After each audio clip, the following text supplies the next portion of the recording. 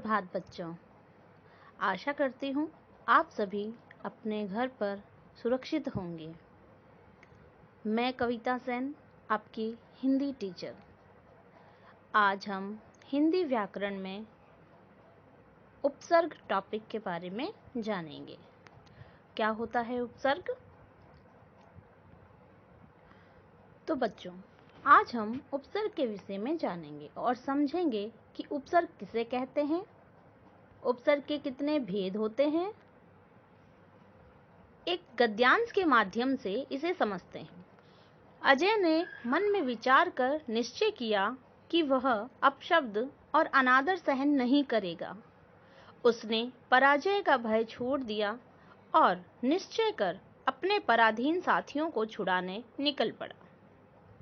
यहाँ हाईलाइट वाले शब्दों को देखिए। अजय, विचार, निश्चय, अपशब्द, अनादर, पराजय, पराधीन। क्या आपने गौर किया कि इन शब्दों का निर्माण शब्दों व शब्दांशों के मेल से किया गया है? आइए इन शब्दों के मूल शब्दों को छांटकर देखें। शब्द और मूल शब्द। शब्द है अजय, मूल शब्द जय। विचार चार, अपशब्द शब्द, पराधीन और अधीन। तो ये इनके मूल शब्द थे जो उपसर्गों से मिलकर बने। अब शब्दों का निर्माण उनके आरंभ में शब्दांशों का प्रयोग करके किया जाता है। शब्दांश जुड़ने पर मूल शब्द के अर्थ में परिवर्तन आ जाता है। जैसे धर्म, अधर्म विपरीत अर्थ दे रहे हैं। एक शब्दांश के प्रयोग से कई शब्द बनाए जा सकते हैं। जैसे अ से अधर्म, अनीति, अनाथ, अज्ञान आदि।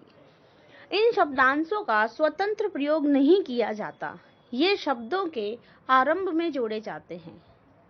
जो शब्दांश किसी शब्द के आरंभ में जुड़कर उसके अर्थ व विशेषता या में परिवर्तन लाते हैं उसे उपसर्ग कहते हैं। अब हम पढ़ेंगे उपसर्ग के भेदों के बारे में। संस्कृत के उपसर्ग, हिंदी के उपसर्ग, अंग्रेजी के उपसर्ग, उर्दू फारसी के उपसर्ग और संस्कृत के अव्यय शब्द जो उपसर्गों के रूप में प्रयुक्त होते हैं।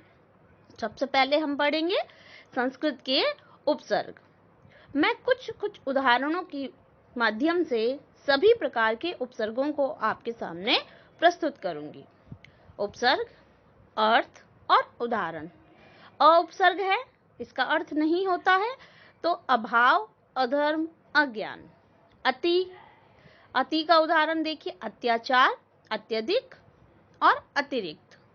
फिर है उपसर्ग अनु, अनु यानी पीछे होता है, तो अनु उपसर्ग के उदाहरण अनुचर, अनुकूल, अनुसार, कुछ भी। आप बहुत से उदाहरण हो सकते हैं, बहुत से उदाहरण लिख सकते हैं। अब अपूर्ण, अपशब्द, अपमान। अव से अवमानना, ठीक है, और अवकाश, अवगुण। आ उपसर्ग, आ उपसर्ग से आजन्म, आमरण, ठीक है, बहुत से हो सकते हैं इनसे। वी से जैसे विशेष होता है, मतलब इसका वी से विजय, विदेश। और स से सपूत, सकुशल, सनाथ, ठीक है। अब देखते हैं हम हिंदी के उपसर्ग। हिंदी के उपसर्ग में भी वही उपसर्ग, अर्थ और उदाहरण। कुछ उपसर्ग में यहाँ बता रही हूँ, कुछ उदाहरण में बता रही हूँ। जैसे अ से अशांति, अमर, अगम।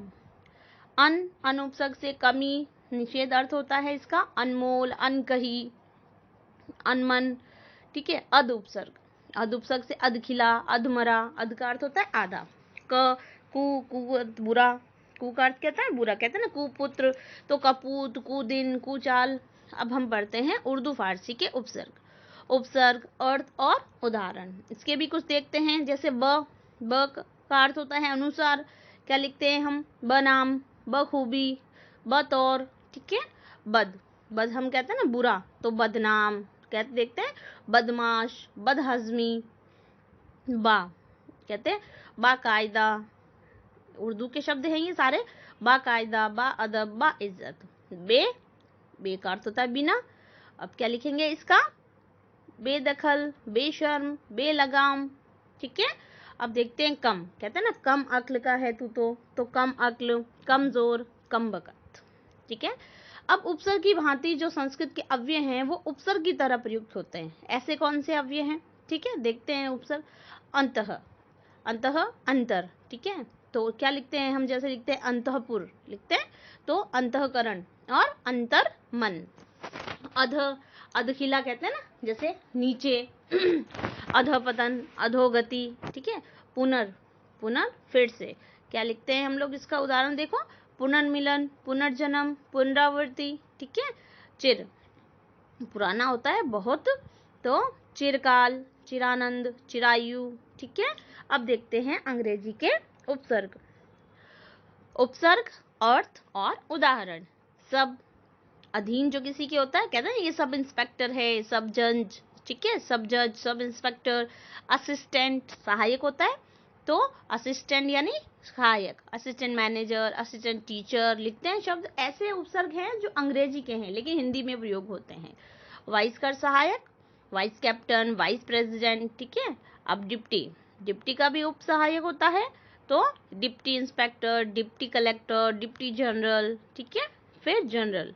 ठीक है ना, जनरल यानी प्रधान होता है, तो जनरल मैनेजर, जनरल सेक्रेटरी। ठीक है, आओ इस परिभाषा को हम दोहराते हैं। उपसर्ग वे शब्दांश हैं जो किसी शब्द के आरंभ में जुड़कर नए शब्द बनाते हैं। हिंदी भाषा में मुख्यतः 5 प्रकार के उपसर्गों का प्रयोग होता है।